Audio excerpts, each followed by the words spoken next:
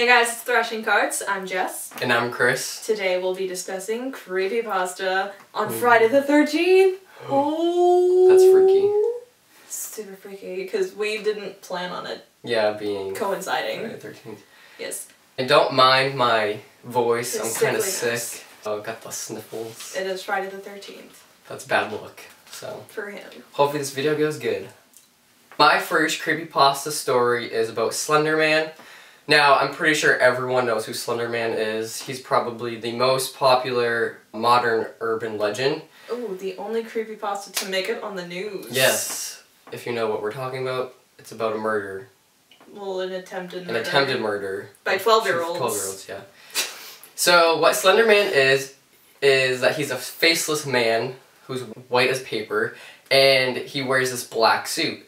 He's usually seen with tentacles and in the background of pictures of children. After these pictures are taken, these children happen to just disappear and no one knows where they went.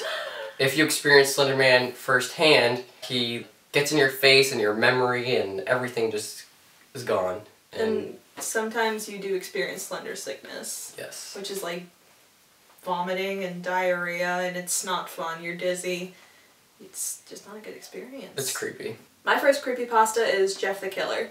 Now, apparently Jeff the Killer is a 13-year-old boy, is his brother Lou, and Jeff is involved in this freak accident where he ends up being burned alive. And the end result is he has bleached skin and really red lips and black hair, and he thinks he's gorgeous.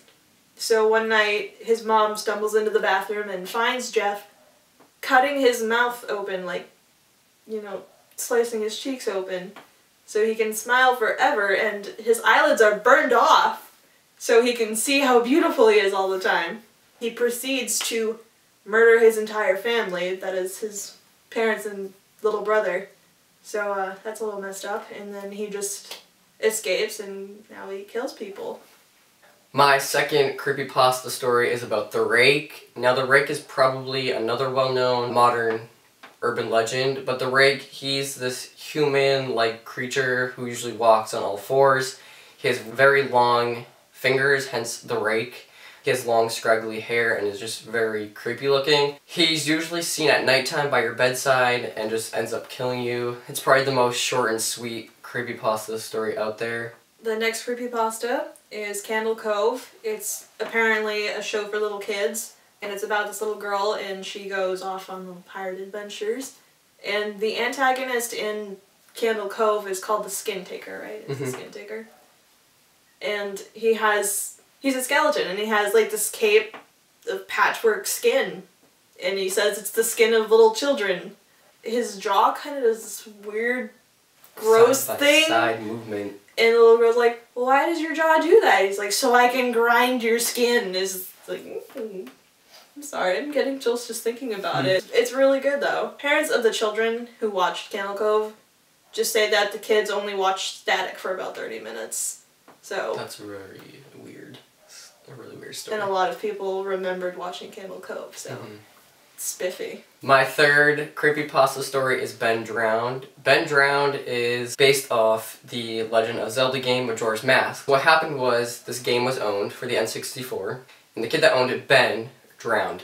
Now this game is pretty much haunted by his spirit. It's possessed. When you play the game, it glitches, weird stuff happens, his name pops up on the screen, and like text is just all messed up, and the game is just possessed. There are also rumors that Ben Drowned can be found on Cleverbot. So if you type in what happened to Ben, Cleverbot will respond with Ben Drowned. I tried it once. I typed in what happened to Ben and just said, who's Ben? So that is not true. Maybe. It wasn't true for me, so it's not true for you. And that's how life works. The next creepypasta is Mr. Widemouth. Mr. Widemouth isn't as well known as the other creepypastas. In his story, he's basically this little furry creature, and he makes friends with this little boy, and he tries to get the little boy to do these games, like pretend trampoline, where he gets the boy up on the roof, and he tells him, you know, if you pretend hard enough, you can jump off the roof and bounce right back up. The boy's a little sketched out about this. He's like, no, I'm not gonna play. And then the little boy ends up moving when he's leaving in the car, he just sees this little silhouette of Mr. Widemouth with a butcher knife in his hand, just waving like, bye-bye. And so the little boy grows up. Many years later, he returns to the house to find it demolished, right? It's gone. The house is gone. And he goes in the backyard and he finds a trail that Mr. Widemouth had told him about when he was a child. And when he gets to the end of the trail, it's this whole cemetery full of children's gravestones. It's an interesting little imaginary friend you got there. The next creepypasta story of mine is Squidward's Suicide. This is based off a Nickelodeon episode of SpongeBob. The editors and everyone that worked for SpongeBob came to this room to see the episode before it was aired on TV. And as they were watching it, someone hacked into the episode and somehow edited it, or supposedly edited it. Pretty much what happened was there were shots of a photographer and his pictures, but it was only the shadow of the photographer and dead children that were mutilated. Severely mutilated. Yeah. Like, they have entrails hanging out. It's disturbing. But, that's where Susie went. And as the video goes on, you see Squidward, like, becoming more, like, real life. With the hyper-realistic eyes. And he's just crying and blood is dripping out of his eyes and people think this is a joke, but then it becomes more serious and just increases with intensity, and it's a very disturbing story. And it ends with Squidward shooting himself. Next creepypasta is Eyeless Jack. And Eyeless Jack is an entity. He kind of stalks you. He also appears by your bedside. When you wake up, you're gonna have, you know, this large injury on your torso. Your kidney's gonna be missing. Do you know why your kidney is missing? It's because he ate it. He ate your kidney. Your kidney is in his stomach. Isn't that funny how That's it works? disgusting. He gobbled that shit down. And Eyeless Jack, what he looks like, he has this black hoodie and a blue mask with these, like, really black eyes up here. And it looks like he doesn't have any eyes. So that's why he's called Eyeless Jack. Now my last creepypasta is Smile Dog. Smile Dog is based off a picture of a husky dog who has this very wide grin with human-like teeth. And in this photo you can see this black arm just reaching out of the darkness for you. And if you look at this picture, supposedly you go delusional, you're just mentally unstable. In order for you to get this, the picture has to be passed around, and supposedly the picture possesses you to pass this around so other people are injured mentally.